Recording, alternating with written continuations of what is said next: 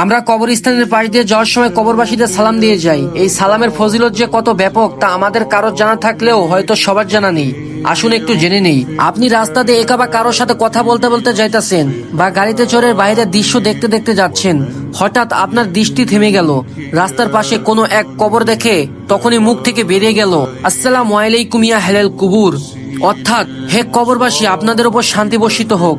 ঠিক সেই সময় হঠাৎ হয়তো সেই কবরবাসী ছিলেন আযাবের ফেরেশতাদের অধীনে, আল্লাহর নির্দেশে যারা মারাত্মক আঘাতে ছিন্ন ভিন্ন করে দিচ্ছিল। সেই কবরবাসী আপনার এই কয়েক সেকেন্ডের দোয়াতে আল্লাহর আরশ থেকে নির্দেশ দিল তার শান্তি ফিরিয়ে দাও, তার উপর শান্তি বর্ষিত করো। প্রতিটি জীবকেই মৃত্যুর স্বাদ গ্রহণ করতে হবে। তাই অনেক বছর পর আজ আপনিও অন্ধকার কবরের বাসিন্দা। হয়তো আপনার উপরেও চলছে আযাবের ফেরেশতাদের মারাত্মক আঘাত। হঠাৎ করে তার আঘাত বন্ধ করে দিল কিছু সময়ের জন্য, আপনি শান্তি পেলেন। আপনার মনে পড়ে গেল ওই সেই দিনের কথাগুলো, যেদিন আপনি রাস্তার পাশে কবর দেখে ওই ছোট্ট দোয়াটি পড়ে যেতেন।